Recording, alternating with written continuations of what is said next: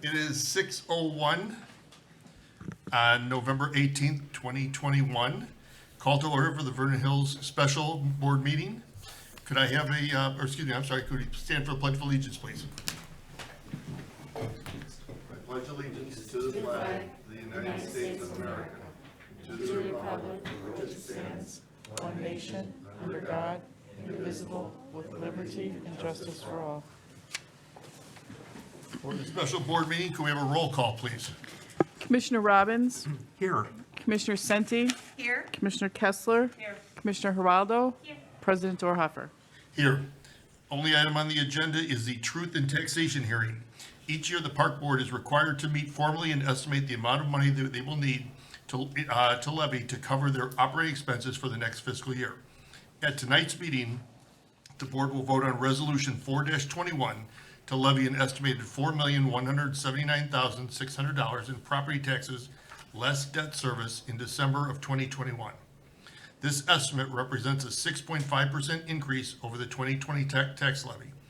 The 6.5% increase is based on an estimate for the 2021 tax year EVA, which is the equalized assessed value, and will be reduced based on the actual EVA before any tax dollars are extended.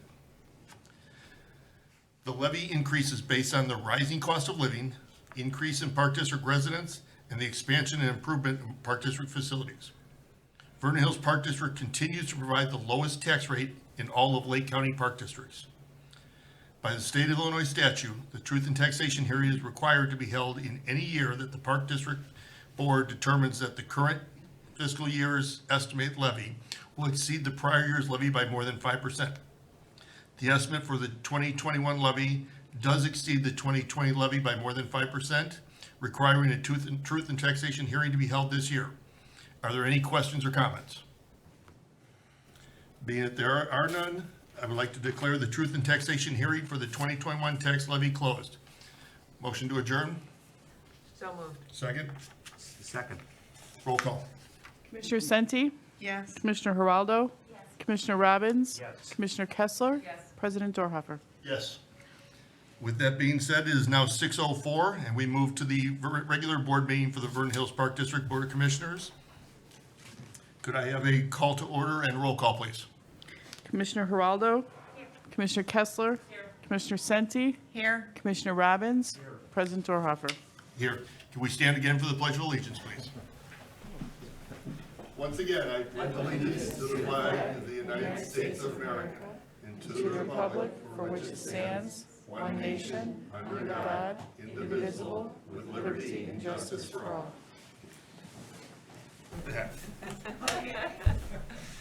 First item on the agenda is the omnibus vote agenda. Items under the omnibus vote agenda are considered routine and/or non-controversial and will be approved by one motion. If a separate vote on any one item is desired, it will be pulled from the omnibus vote agenda and voted on separately. Items under the omnibus vote agenda this evening are the minutes of the regular board meeting dated October 28, 2021, and payables and payroll through November 18, 2021, in the amount of $1,177,680.33.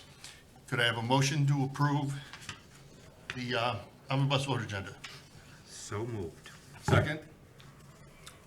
Second. Discussion. I would like to pull the minutes of the regular board meeting from the omnibus vote agenda and just vote on the payables and do the omnibus or the minutes in a separate motion, if we could. Any objection? Why? Because there's an inaccuracy in the minutes that I'd like to clarify and then vote on it separately. Okay. I caught that too, yeah. That's fine. You mean that you're here?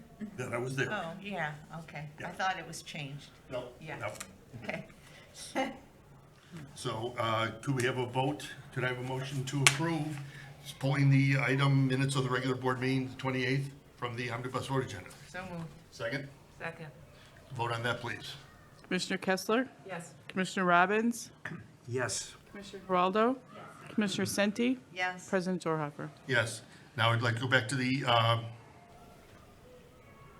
regular board meeting minutes. There is an inaccuracy in the board meeting minutes. In the board meeting minutes, it showed as present Commissioner Dorhoeffer, and I was unable to attend last month's meeting. So the minutes have been corrected. So I'd like a motion to approve the revised board minute meetings showing that I was not at the current meeting, or not at that meeting. So moved. Second, Second. discussion? Roll call, please. Commissioner Robbins? Yes. Commissioner Senti? Yes. Commissioner Kessler? Yes. Commissioner Geraldo? Yes. President Dorhoeffer? Yes, thank you very much. Next item on the agenda, financial reports for the period ending October 31st, 2021. Marla, are there any changes to that financial reports as they were filed ending October 31st, 2021? No, they're all good, thanks. We are good to go. Next item is welcome to visitors and public comment period. Seeing as we have only one visitor, he was here for her high school class, we will move on to unfinished business. We have none, so we'll move on to commissioner or committee reports and communication. If you could attend to the podium, please. We'll start with Facility Manager Lacey Velasquez. Lacey? Good evening. Hello. Hello. Facility attendance for October 2021 was 4,986 visits, which was 598 unique visits. What I mean by unique visits is we had 598 of our members attend the facility, many of which did multiple times. This is compared to October 2020 when we had 3,525 visits. Active members as of the end of October this year totaled 1,525 compared to 972 in October 2020. This is mostly due to the fact that many of our members were still on hold due to COVID. For aquatics, the Turtles had a meet on November 6th in McHenry against McHenry at Vernon Hills High School, which went very well. November marks the last month that we will be holding, or that we will have MyZone at our facility. MyZone is a heart rate monitor that our members were able to purchase, and it tracks this over a period of time. We can accrue points. It's something that has not been utilized quite as much, so we decided to go with a different program. We're going with a Les Mills program, which is martial arts style kind of class that we will be incorporating starting in December. So the licensing fee that was being used for MyZone is being transferred to that Les Mills program. We have a couple promos coming up that will be starting in December. We have one called Ready Set Summer. This is a 6-month membership. People will be able to purchase December 1st through 15th, and the memberships will expire 6 months from the date of purchase. And we have a winter break student membership that's also going on sale December 1st, and it's a 30-day membership for $30. So this is open for students, and they will have to show their student ID in order to purchase. It's purchased in person only. That concludes my report, unless you have any questions. Any questions for Lacey? Could you define active members? Oh, sorry. That's okay. Active members are being charged monthly or annually. Okay. Okay. And then do you know what, in terms of like visits or even membership, what we're doing in comparison to where we were pre-COVID? We are down from what we were pre-COVID, so it is fairly considerable, but we are getting more and more new memberships every day. Okay, thank you. Commissioner Sente? Yeah, I was just thinking because of the COVID year, it might be nice still for a couple months to add the month of 2019 as well as 20, so we can see that for next month. Do you know what I mean? I can If we see, have we still that? have those numbers. Okay. With If we the don't, we transfer, don't. yeah, Right. with the software, we may not have access to those numbers, but I can certainly try. Okay, and just a quick question, in the meet that we did, that it went well, does that mean we beat them or we lost? It was just a vague term. It's referring more to the success of the kids on their own. Okay, rather okay, than because whether they we're lost not or putting won. pressure there, right? Okay, thank you. They had fun. They had fun, okay, got it. Everyone got an award. Any other questions? Thank you very much. Thank you. Have a good day. Next item on the agenda, Recreation Superintendent Tom Ritter. Tom?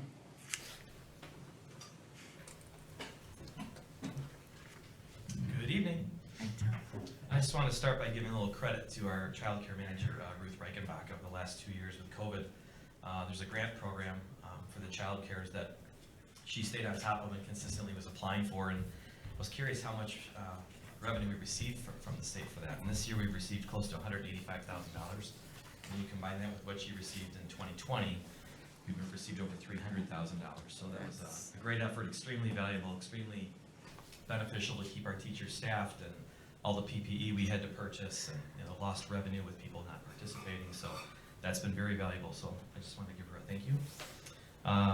Winter special events are about to start taking place. For those that want to send their letters to Santa Claus, he will have a mailbox right outside the Sullivan Center starting November 26th until December 10th. So please bring your letters and drop them in the mailbox for him.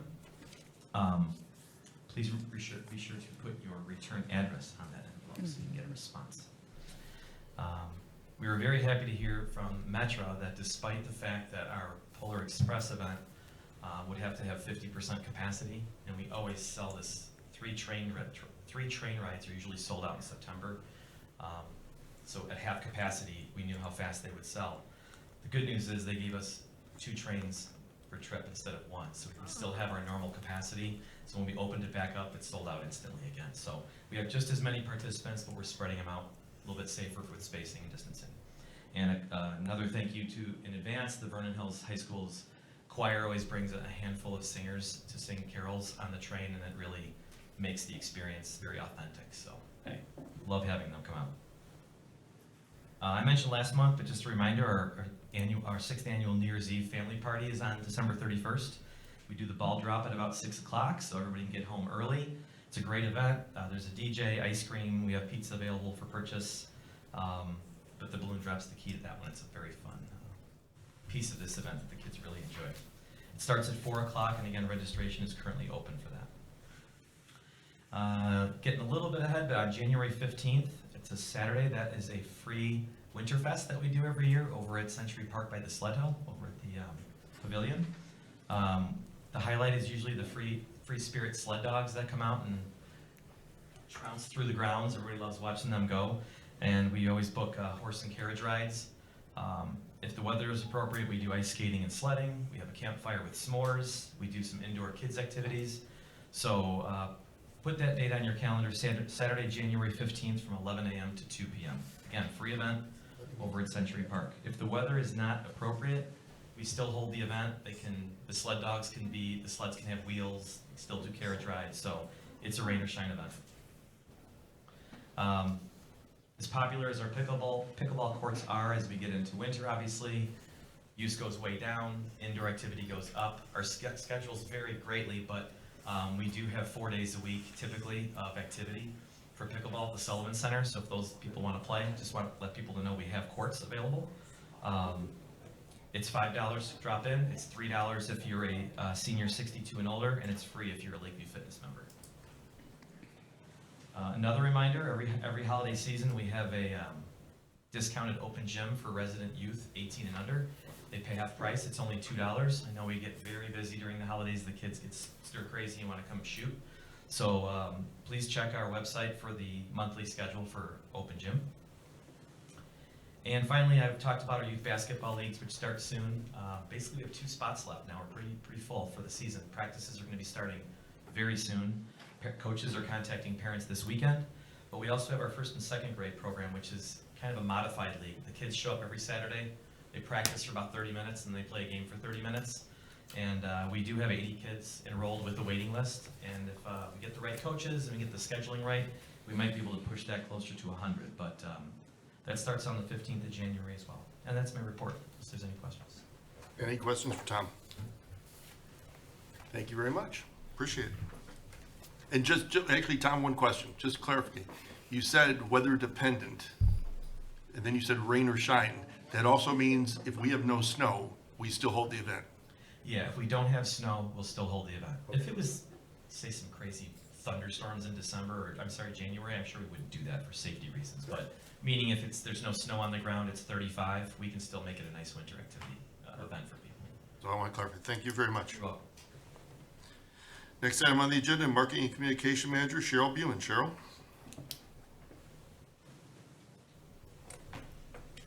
Good evening, everybody. I'll let you wait for the cards in front of you, so I'll start from the top. So, actually, our winter spring guide, just before I came to the meeting, I got an email from our customer service desk. Our boxes were delivered. So we have them. They're going in the mail tomorrow to Vernon Hills residents. So everybody should have them by the weekend. So it's pretty exciting to have a printed guide after all this time. For our website, I did add a Lakeview Fitness renovation project page. So as a project goes forward and there's more to it, I'll be adding, working with Lacey and Jeff and getting more information out. But our renderings are on the page, and a little bit about what the new renovation entails is also up on the page. I did attend a great conference. It's called the Digital Summit. I went with Cassidy, who works with us, and it was in Chicago. It was a 2-day summit, and it was all for marketing people.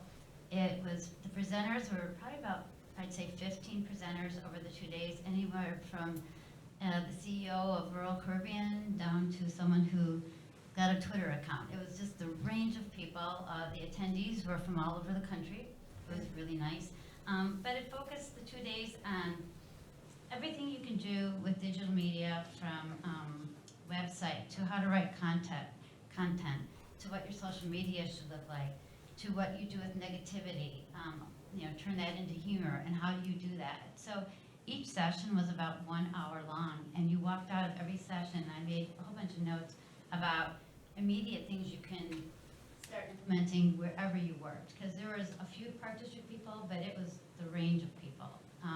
So it was really, really good, and we've already started. I've changed the way I'm doing email marketing, because of 51% or a little bit more right now look at our emails on their phones. So multiple columns don't really work right, and so just little tidbits like that. But every session was interesting, so thank you to the board for letting us go to these conferences. It was really helpful. Okay, I'll move on. Charitable giving. So we still have Toys for Tots will be in our community centers up until December 13th. If you're interested in donating to the Toys for Tots program, those toys will be distributed to needy children in our community. We have the Vernon Township Food Pantry box up in the front of the Sullivan Community Center, so if you can, please contribute to that.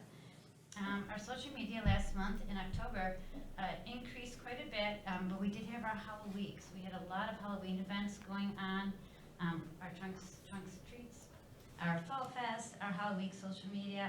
So we did increase almost 10% for engagements. That's when people interact with our site, and our impressions increased almost 20%. We are up to a little bit over 7,500 people who follow us on our social media platforms. Okay, now for what's in front of you. I didn't include this in my report, but we are a gold medal recipient, and we're starting our gold medal year. So this is a rewards program that begins on November 30th when registration opens for our winter spring catalog. Anybody who registers for a program or attends a free event, it could be one of our Go Walks, it could be our Winter Fest, it doesn't matter if it's paid for or not. You will come in, they'll pick up a card, and we will stamp it. Our customer service representatives will stamp it for you. And every 5th stamp you got, your card is full, and we have these boxes at each of Lakeview and Sullivan to drop it in.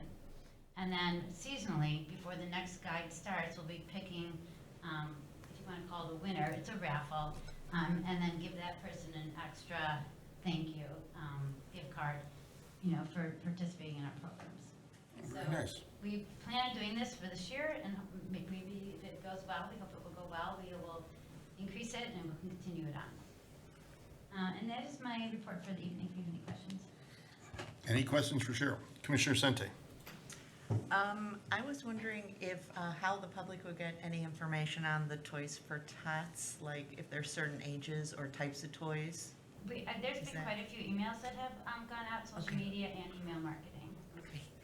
And I was just really interested in what the digital summit too, I have so. a couple pages I could share with you. I It's would really love to good. see it. I was gonna say what are some of but you mentioned a few little tidbits in but that would be nice to share with us. I'm glad you guys went. I think that's so important for us, given, where we're turning to communicate to our public. And it was actually really beneficial to be with other people that are not Park District 2. We're actually all going there for the same purpose, but we all have different, jobs that we're working in. I would say overall, through all the different that we learned for email for marketing, is where the customers is really, who you're going for, and it's all about emotion. It's all about building relationships. It's all about, don't sell. You have to get these people to not buy into you, but to be your brand. Our people are our brand, and then if that's going well, everything else will fall in place. So basically, all these sessions were how to get that to work. So it was really beneficial. Yeah, thanks Thank for you. sharing that with us. Joe, what's that, Cheryl? Whoa. Sorry. I had the pleasure of talking to the Vernon Hills High School marketing class and entrepreneurial. And there were a bunch of, we talked about marketing at the Park District and how that high schoolers are incredibly difficult to try to market to and something to capture their attention. And I've got a couple things for Tom, but one of the things that we talked about was social media.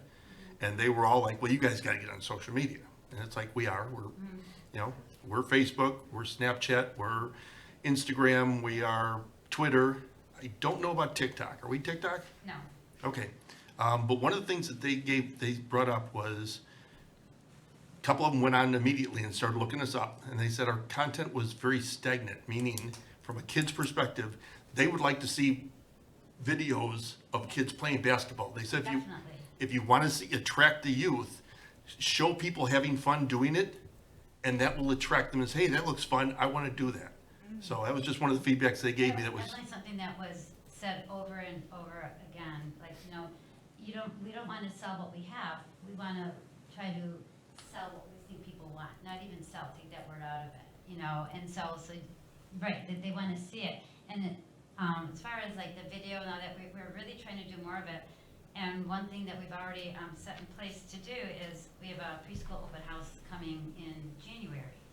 So we've already contacted Julie and said, give us the names of a couple families that are really into our preschool. So she gave me like, say, 4 to 6, and we're going to set up times to advertise with testimonials, with video testimonials.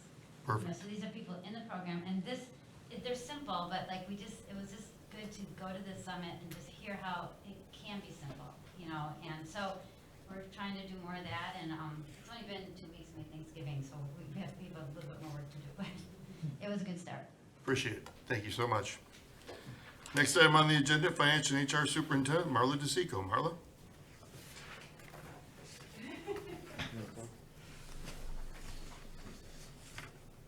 Hers is in a different, Good evening. she came in late. Good evening. I'll just note that property tax revenue collections have been very strong. We're a little higher than we are at this point of the year. They'll be, we've received more in November, and then we'll have a final payment in December. But the fact that we're already at about 99%, we don't always collect every dollar. So that is looking strong, especially based on the economy. There was a little worry about those collections. Also strong has been our recreation revenues.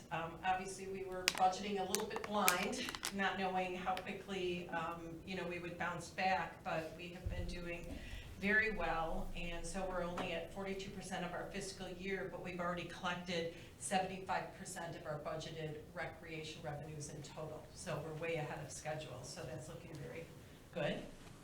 Thank you, Tom. We have had a very successful competitive bid, which Dan will be talking more about, but it was good to see we had more bidders than last year, as well as a lower rate, so that was very positive.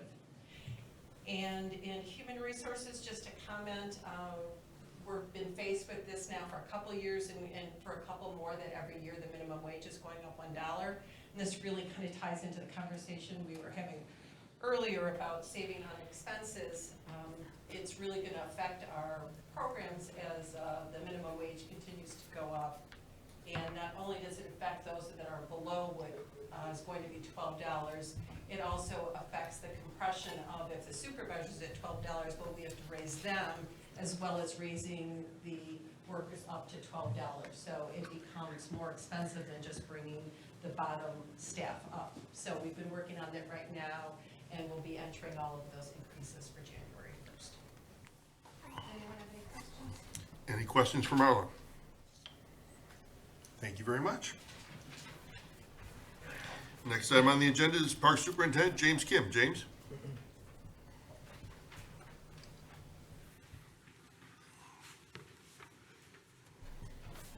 Hello, everyone. just want to start off with an item that's not on my board agenda or report is, next week our park staff are going to be displaying some holiday lights at Sullivan and Lakeview like we have in the past. If you drive around town, you probably have seen them already on 60 in front of the Rust-Oleum building, in front of Public Works, Village Hall, Police Department, and possibly along what used to be Hotel Registry. They haven't decided that yet. So we'll be displaying some out right on Aspen and along Lakeview Parkway. Our park restrooms were closed, actually this past week, Monday and Tuesday, for the winter. Temporary for the winter, we are putting out portable restrooms located at Hawthorne Melody, Grosse Pointe, Century Park by the boat dock parking lot, and Deer Path next to the pickleball courts. The existing portable restrooms located at Hawthorne Club, Century Park Cricket Pitch, and Lake Charles are to remain. The entrance to the Hartman Pavilion restrooms for park patrons were closed for the season. That's really due to make sure that the cold weather doesn't get in and freeze the pipes. It is still going to be open for the SRA CLC to use daily. The Century Park North Pavilion restrooms will be open as it is a year-round facility. Last week, staff and our third-party vendor were out spreading dry granular fertilizer in many of our parks. We schedule this application once a year in November to keep our weed control as well as feeding our turf. If you need more information, please contact the Parks Department. We had our pumpkin composting events last Friday. We saved about half a ton of organic material from ending up in the landfill. May not seem like a lot, but every bit of landfill gas not being introduced into the atmosphere is a good thing. Instead of going to the landfill, we're using the pumpkins and other organic decorations used during the season to raise our organic levels in the field south of the Aquatic Center, just in case we want to do any future plantings there. Right now, it is kind of a dead zone out there, so we're just adding as much organic material as possible without using synthetic fertilizers. Sticking with environmental news, year one of our solar panels at the park maintenance facility ended October 16th. Kind of bittersweet. We did not save as much as we predicted at $5,000 per year, and that's because our electrical rate went down from 3.4 cents to 2.8 cents. When the project was first brought to our attention and we started, our rate was actually at 4 cents. So it actually has gone down since early 2019. That's not great news, but we did produce roughly enough for 14 homes for a year. We saved 230,000 pounds of CO2 emissions, which is about 22 vehicles taken off the road per year, and then we only saved 3,700 instead of our projected 5,000. But if our rate had been at 2%, 3% increase of the 4 cents from 2019, we probably would have saved over 5,000. In your board packet is a Sullivan Center accordion partition recommendation from Waldo Architects. Now, last on my report is the Family Aquatic Center. I believe you all received all those spreadsheets for repairs for this coming 2012 season. And if there's any questions about that or my reports, I am here. Any questions? Commissioner Sente. Thank you. Of the 2022 costs for the aquatic center, I wasn't that clear of the 111,000.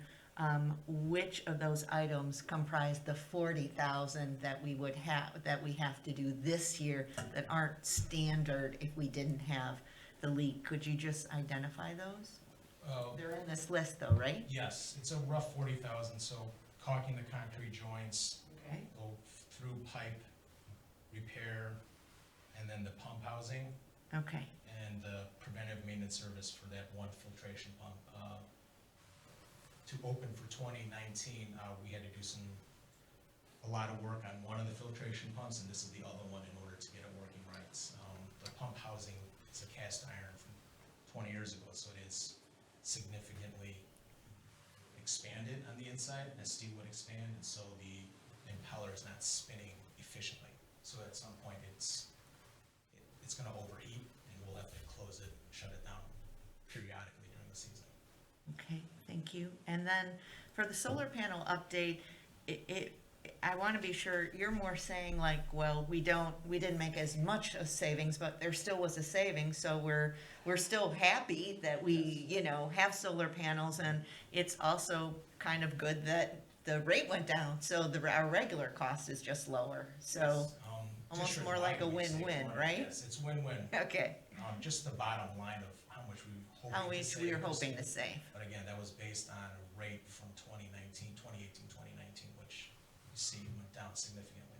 And I don't know if it matters, because we'll be approving these for next month, but it just says period, we missed the sorry. year. So, for next month, we have to change one number. That's all. Commissioner Geraldo. I just had a clarification on the holiday lights. Do we put them up ourselves? And by we, I mean your team? Okay. Surprise! Only new commissioners, no. They were the lights that were at the Cunha Museum. Right. And so the Public Works has just asked us if we could help them by putting them on our property. Okay. They are doing all the maintenance on them. Okay. They switch all the bulbs out to LED. So yes, technically our staff are putting them on, that we do every year. But On our only, properties. on our, okay, that Yes. was a clarification. Okay, and then Carol actually asked the question I had on the solar panel, so thank you. Commissioner Robbins. James, the solar panel update, I'm a little confused on something. Are you saying that the kilowatt rate is going from 2.8 cents to 4.2 cents? So Because you mentioned there that solar power rate is set at 4.2 cents. our electrical rate that we pay to Constellation, which is a third-party provider, was 4 cents in 2019. It went down to 3.4 cents, then 2.8 cents. Our third-party financer put our rate for the solar panel electrical production at 4.2 cents. So because we don't own the panels on the roof, we have to pay them for the energy that it's created to use to offset our costs, if that makes sense. And so there is an incremental raise every 5 years, so in a couple more years, we will, unless electrical rates go up, which I'm hoping they don't, just as a general finance thing, the gap will get wider and wider every 5 years, which, again, can't predict that right now. Because the difference between the 2.8 and the 4.1 is 41% increase. Well, there's no, Does it? no, the 2.8 is what we pay raw electrical costs, and the 4.2 is what we pay to the third-party financer of these solar panels. We don't, because we don't own the power being generated.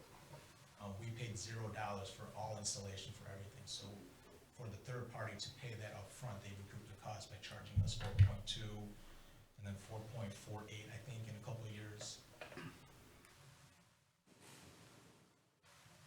Okay, I'm not sure. Are we making out on this? Well, we saved $3,700 this year. Okay. Now, when we do overproduce, like we have from May to September, we're still reaping the credits. Like this month, we only paid the minimum. We were negative $190 out of our $400 bill, so I think our pay was $325. Next month will be a true indicator of we're not making any solar energy. We're all going through Constellation. I'm just saying, can we negotiate that 4.2 cents down? No, we have no negotiating power. I see. Because our rate went down back in from 2019, they were predicting by 2020 we'd be at 4.6, 4.7, which we probably would be unless pandemic happened. Thank you. Pandemic and LED has taken off, which is taken such a stress off the electrical system. Yes, and that's what ComEd needs right now. Right. So, Thank you, James. Appreciate it. Next item on the agenda, HR Risk Manager, Jessica Mitchell.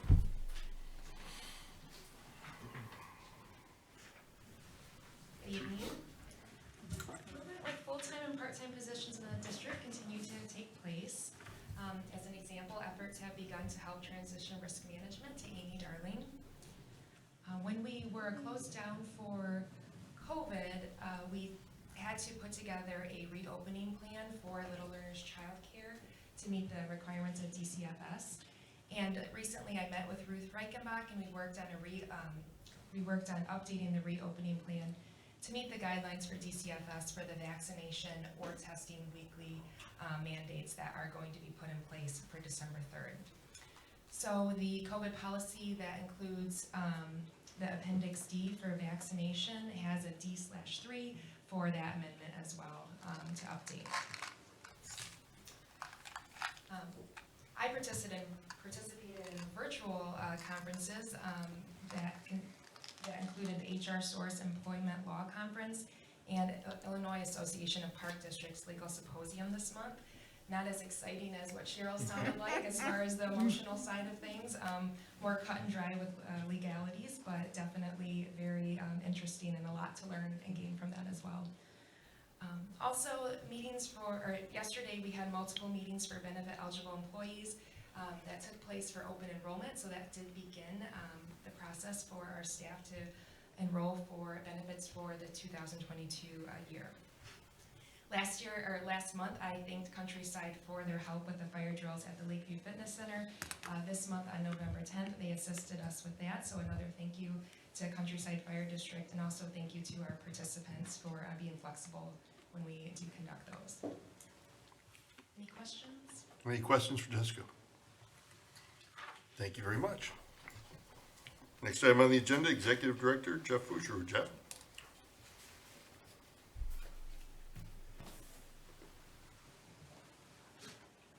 Okay, good evening, everybody. I wanted to start with just a workshop that we're going to facilitate for our full-time staff on January 21st.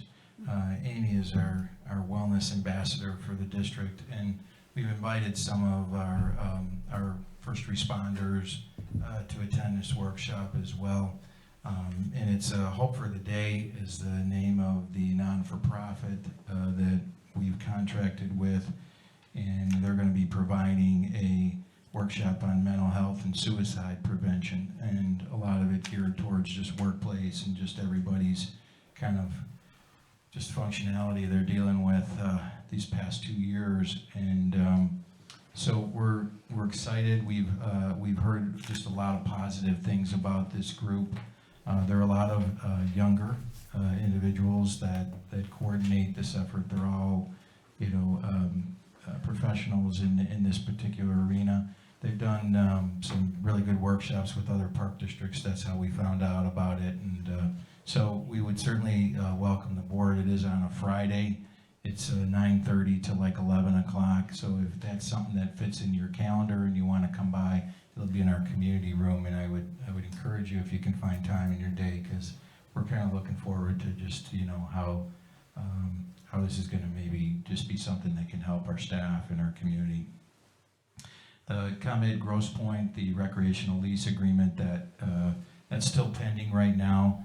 The last thing that we're waiting on is we just completed some information on a third-party insurance company, because as I've expressed to most of you, this lease, one of the components of the lease that ComEd is requiring is a subrogation clause that doesn't permit them or allow them to take any risk or responsibility for property they own on the site. It quite frankly is a horrible piece of legal in our agreement, but it's one of those that you got to take it or leave it, is what we've been told by ComEd.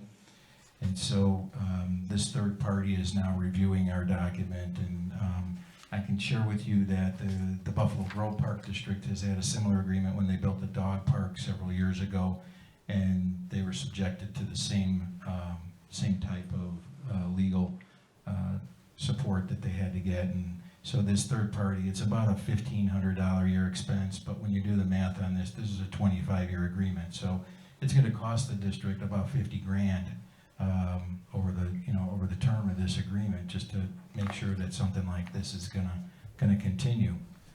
So we're not happy about that. And I'm working with IEPD, I'm working with Senator Johnson on seeing if there's some things we can do at the ComEd level to see if we can get this removed.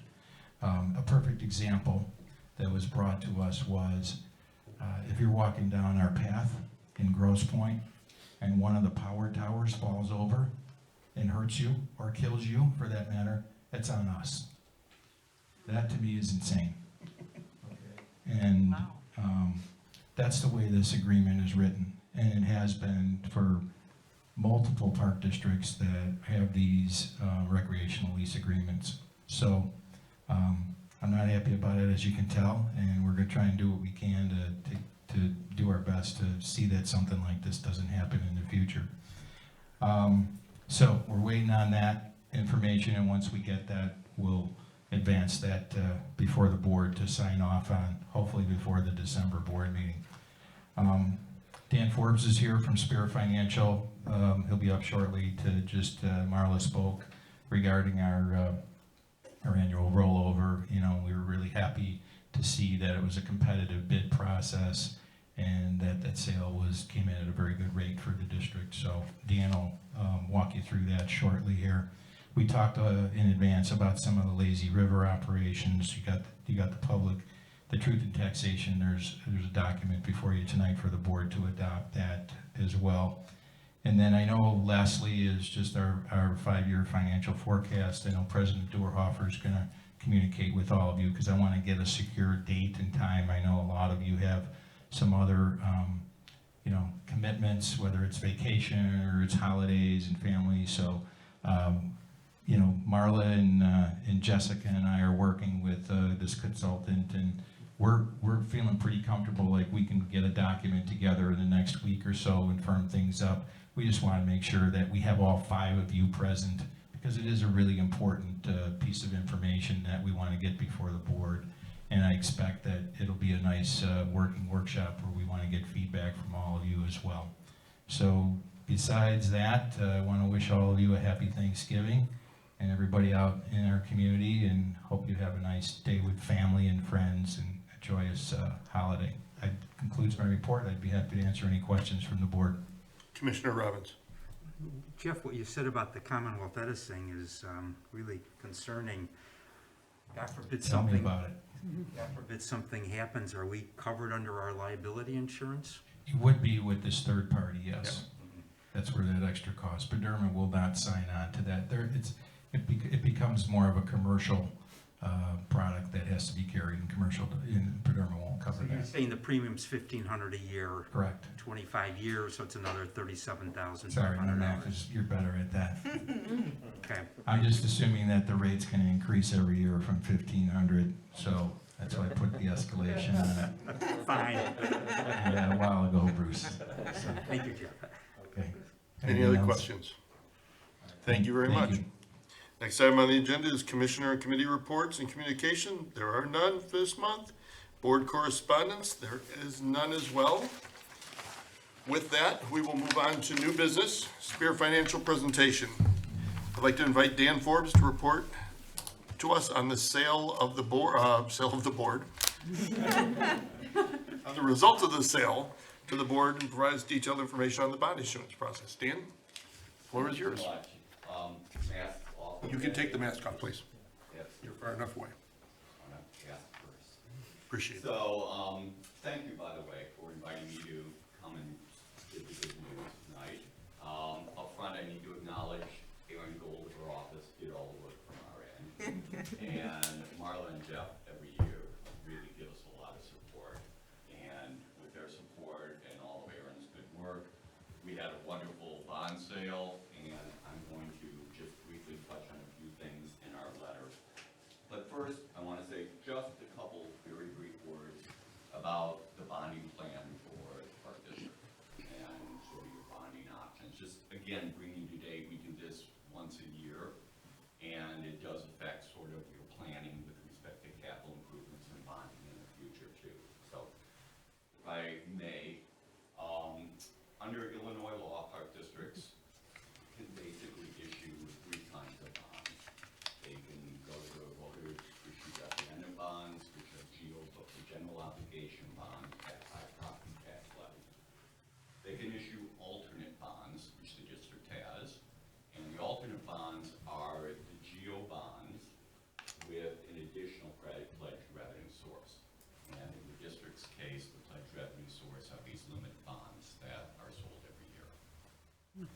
then, the third is the limited bonds. And the limited bonds are limited. And some of the limitations are legal limitations. You can't have more than 0.75% of your EAV bonds outstanding issued for a non-referendum purpose. In other words, if you go above that 0.575, then you have to go to referendum. You're also limited in what the annual debt service can be, and that's limited to a debt service extension base. The district's is about 1.1 million, and that extension base grows every year by inflation, by CPI. So the last 5 years or so, it's been going up 25,000 per year. So with that background, let me run, if I can, turn to the letter. And at the end of that, I noticed Aaron had put something with respect to sort of possibilities that are coming up with respect to bonding and a model. So, Dan, if I can just interrupt, because I want to make sure, I sent this email to the board yesterday afternoon. So you got 2 emails from me late afternoon. One is the letter that Dan's speaking to, and then there's a second item, which is just the bond ordinance from bond counsel. We're referring to the email that has the letter so that you all can follow along. Everybody with me? Yep. Okay. Was it, I'm not sure. Oh, there it is. Yeah. Okay. You'll see it's got Mark, yeah. I got it. You got it. Try to Okay. address those, but again, that's not our document, as Jeff helps us out with. But I used to be a former bond counsel, so, you know, people think I could help a little on that if there are any questions. The results were great. As Marla mentioned, we have more bidders this year. Rates have been drifting up. Your rate drifted down from last year. The rate last year for this one-year limited bond was just under 0.8%. This year it's 0.49%. So given rates are going up, your rate went down. I mean, it just reflects well on the financial management of the district. 7 bidders, we were up from, I believe, 5 last year. So the trend is all good, and the savings are there, the confidence is there in the bidders. We had a variety of bidders. Aaron has found some banks in Kuwani and whatever that bid these bonds. God bless them, that these, some additional people. So kudos to Aaron, and it was really a wonderful sale. On the second page is just details of the sale. On the third page, there is a debt service schedule. So I just want to mention, there's the one-year debt service at the 0.49%. And you'll see the total debt service is the $1,118,594 and change. At the bottom of the page, that proves up what I was just saying, that when you issue a limited bond, you can't go over that debt service extension base. So Aaron resized the issue once the bids came in, and as it turns out, on the very lower right, you see current DSCB capacity. So Aaron was able to size those down to $4.44. So what that is telling you is the bonds have been sized right up to that DSCB, and you're not leaving money on the table. Right. The next page is perhaps the most important page that lists the cost of issuance. We want to be always very upfront about that, and what the bond proceeds, the limited bond proceeds are going to be used for. The limited bonds are going to be paying the alternate bonds, which I'm going to talk about on the next page, the 2013A and the 2016A issue. Those are issues that were done for large capital projects, and those issues have annual debt service. So the first application is to pay debt service on those alternate bonds. And what sort of falls out at the end is the proceeds that could be used for capital purposes. And this year is $518,000. So you have that ability to use those proceeds also from the issuance for capital purposes throughout the year. A quick reminder at the very bottom of the page, because the tax law provision, you can cover the principal and interest debt service on the 13 and 16 alternate bonds in December, but you cannot cover that subsequent June interest payment. The bonds are payable semi-annually. And otherwise, they would have to be issued as a separate series of taxable bonds. It gets expensive if you're going to issue these small bonds for that. So there will be a contribution there, together in aggregate, $94,000 or so. So the next couple pages, again, sort of go with my comments before. The one type of borrowing for bonds that I did not cover at the very beginning are the alternate bonds. Now, the alternate bonds are what the district has used for purposes of financing its large capital projects in the past, the 13 and the 16 series of bonds.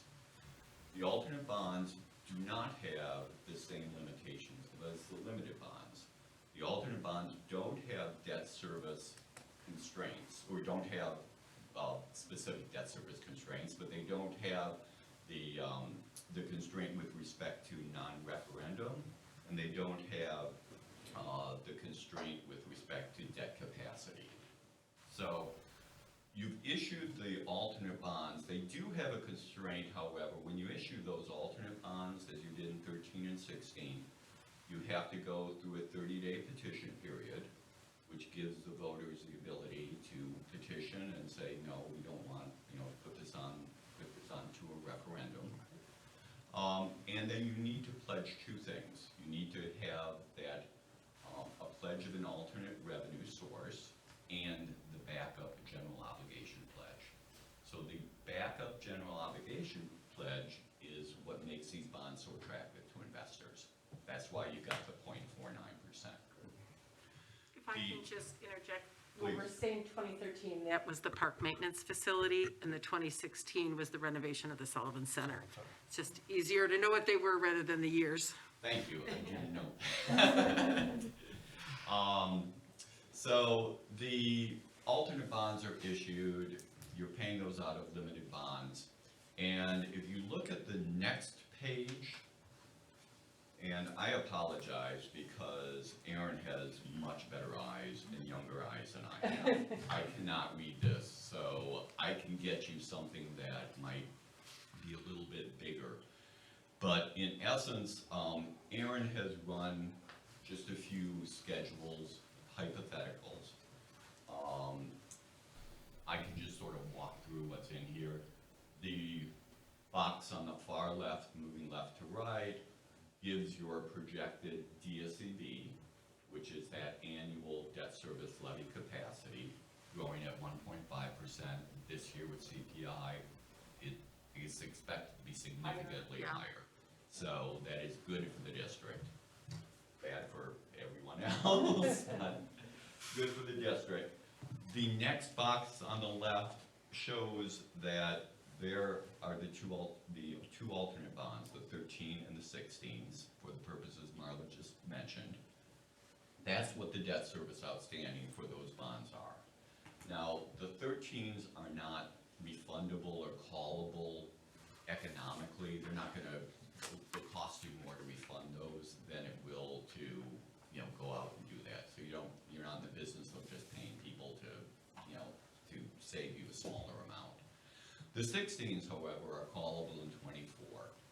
So they are carrying a 3% interest rate. If rates remain relative to where they are, you can refinance those out and save a significant amount of money, but you can't refund those out unless something changes on the federal tax level until 2024.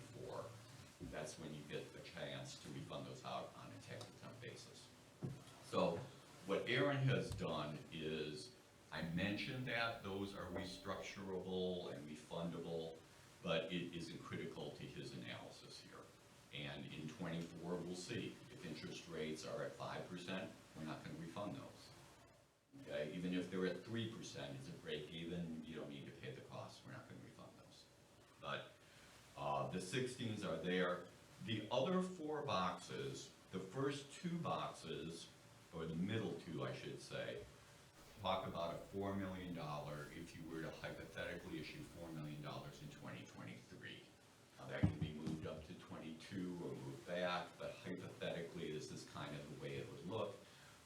The absolute box in the middle it just has level debt service, and then the box just to its right will wrap that debt service. In other words, it pushes principal back until after you paid the 16 bonds, which are the longest bonds. So you keep sort of a steady bonding as opposed to loading it up in the earlier years. So it's 2 good scenarios. You get a chance if you just run a level debt service, or if you sort of have a continuation after the 16s are retired. The column in each of those boxes on the right is really, again, the plug column. That is what, after you do the debt service for alternate bonds, that's what you've got left for capital. So as you're doing your planning, you want to look at what the debt service costs, but you also want to look at, well, okay, here's what I'm going to get out of my limited bonds in capital projected in the years. And then the last, the 2 boxes on the right, far right, are at a $5 million level. Same idea, level debt service or wrapped. So I don't know, Jeff and Marla, if that's, is there anything else you wanted me to cover? Little bonding 101, but for the sake of the board, if there's any questions you have, we wanted to make sure we included just some scenarios in that table of a $4 or $5 million, should the board want to exercise, doing some kind of large capital improvement in the next couple or few years. Commissioner Robbins? Yeah. Does it make sense for us to do it sooner than later? Because obviously interest rates are so low, and to me it would make sense to ask for more money today and pay at today's interest, because we know we're going to be spending the money anyways, aren't we? The problem with that is because of our debt service base, we have a limited amount of money, and we really depend on that money for our capital projects. And so if we're paying more for our debt, it's squeezing the money that we're using for our capital projects, because then we'd be paying 3 loans rather than 2. And so we try, as we move, the 2013 is coming off. Right now, we've only been paying interest on the 2016. Now we're going to move into principal on the 2016, and we'd start with interest on the 2023 to save that around $400 to $500 each year that we move to capital. Okay. Mm-hmm. Any other questions? I'll just add, because sometimes I think this is where it can get confusing, is because we do both a annual bond issue and then we do a levy. And sometimes it's like, what money goes to what? So with the bond issue, we're paying off our debt for 2013 and 2016, and then the remainder going to capital, and then we levy to pay off this annual bond. So it allows us, because you could only levy for what your debt is. So we really want to bring our debt up through this bonding process to include this capital money. Otherwise, we'd only be levying for the debt for the 2013 and 2016. So that's why we do, rather than just directly doing a levy and paying, we do the bond issue, and it allows us to have that capital money. So the levy is to pay the bond, and the bond is to pay the long-term debt and the capital money. What got me is when you look at the fees and the interest, the fees are almost, were more than double the interest that we're paying. Yes. I can only tell you with respect to the fees, I mean, the easy answer is the interest rates are so good, I will say our fees haven't gone up. They're sort of the minimal legal fees you're going to have, and I can certainly give you comparables, but that's... I'm just making a general comment. That's all. It is a fair comment. know, You're so. entitled to your fees. Very fair comment. You bring us bidders we wouldn't have otherwise had, because we used to do that process internally. We always had to use Chapman and Cutler to actually create the bond that's legal. But we used to do it internally, but the bidders actually on the current list, the ones at the bottom, we almost always went with Park Ridge, Wintrust, McHenry. But you can see they have higher rates. So this, working with Spear really exposes us to a group of bidders we wouldn't otherwise work with or know of. So right there, that saved us $5,000 basically on getting the lower interest rate. Who does he know in Kiwani? I don't know, but I'm glad he does. You and me both. Aaron's done an amazing job. It's been years. Unfortunately, I've reached the age where, I don't know if you remember my predecessor, Dave Phillips.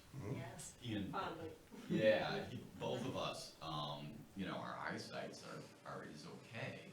But poor Aaron, I just cannot, you know, thank God you didn't ask me a question about specific numbers on that. It's just tough, so I apologize if you need that, but thank you so much, I Hold on, appreciate it. Commissioner Kessler? I'm sorry, I have one question, and maybe I missed it. The difference between the level, like the 4 million level versus the wraparound, what is the difference between the wraparound? I guess I didn't quite get that. So, let's take the two middle columns there, the $4 million. Right. If you look in the middle, the 2023A bonds. Right. On the level debt service, you'll see it's about $263,000 a year. Right. So you're retiring more like any kind of mortgage loan or whatever it is. That's level. If you look at the one to the right, the wraparound, that sort of goes to what Marla was talking about as far as, you know, putting your principal more at the end. So debt service is. I got it. Thank you.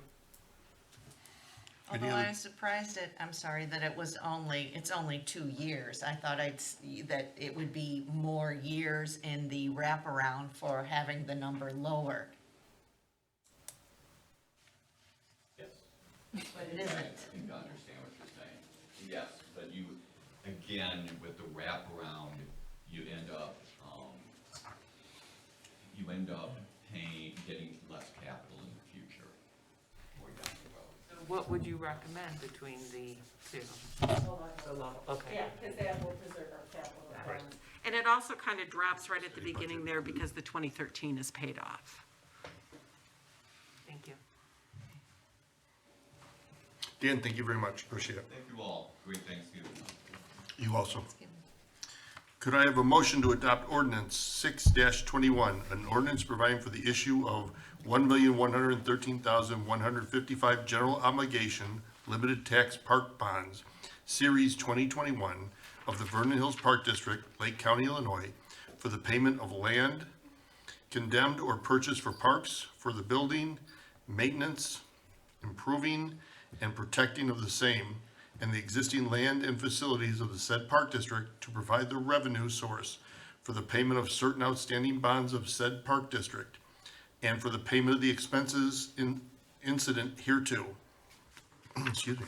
Providing that the levy of a direct annual tax to pay the principal and interest on said bonds, and authorizing the sale of said bonds to the State Bank, Wonder Lake, Illinois. So moved. Easy for you to say. Second? Second. Discussion. Roll call? Commissioner Senti, Yes. Commissioner Geraldo, Yes. Commissioner Robbins, Yes. Commissioner Kessler, Yes. President Dorhoefer. Yes. Next item on the agenda is the Truth in Taxation Law Resolution 4-21.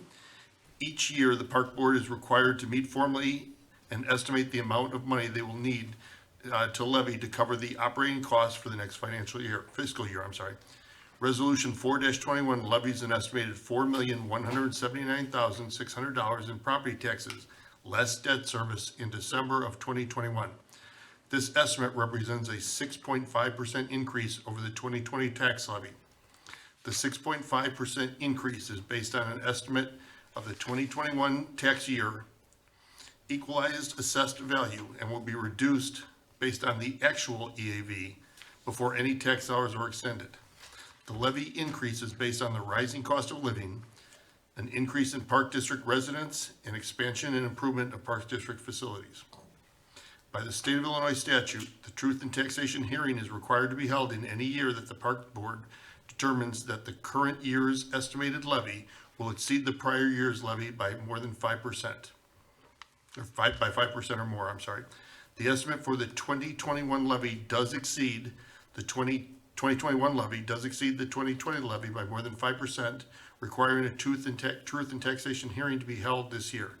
This hearing was held earlier this evening on November 18th, 2021. Could I have a motion to adopt Resolution 4-21?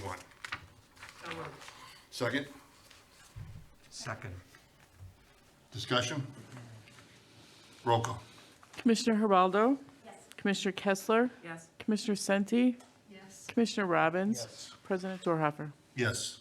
Next item on the agenda is the SRA-CLC Accessibility Resolution 5-21. Could I have a motion to adopt Resolution 5-21? So moved. Second? Discussion? Roll call.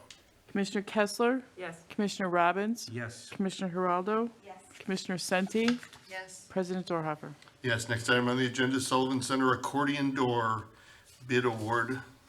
Could I have a motion to award the contract to Carmichael Construction in the amount of $48,400? So moved. Second? Second. Discussion? These are gonna be fairly soundproof? Fairly, is better than what we got? Okay. Roll call. Commissioner Robbins. Yes. Commissioner Senti. Yes. Commissioner Kessler. Yes. Commissioner Geraldo. Yes. President Dorhoeffer. Yes. Next item on the agenda is appointment to the Recreation Advisory Committee. I would like to ask Commissioner Geraldo if she would like to serve on the Rec Advisory Committee on behalf of the Park Board. I would, thank you. Thank you very much, I appreciate it. Next item on the agenda is Commissioner comments. Commissioner Kessler. Just wishing everyone a very happy Thanksgiving. Commissioner Robbins. Yes. Happy Thanksgiving to everybody. Commissioner Sente. Same. I also wanted to just say thank you to Jeff and the board. I was able to attend this quarter's public officials meeting. It's been a little while since I've gone, and I just think it's nice to, be able to hear what's going on in the community. I'm still really proud that, Jeff, you instituted this here at the district. I know it's in our community a long time ago. I don't know if the public all know that you do it. I know Commissioner Kessler and President Dorhoeffer, and I'm not sure if Commissioner Robbins has attended, but they're really nice events, and so thank you for bringing that to our community, and it's nice that there's such a nice participation. Thank you. Commissioner Geraldo. Just Thanksgiving to all. And finally, likewise, happy Thanksgiving, and we will see you all next month. Could I have a motion to adjourn? So moved. Second? Second. Roll call, please. Commissioner Senti. Yes. Commissioner Geraldo. Yes. Commissioner Robbins. Yes. Commissioner Kessler. Yes. President Dorhoeffer. Yes, we are adjourned.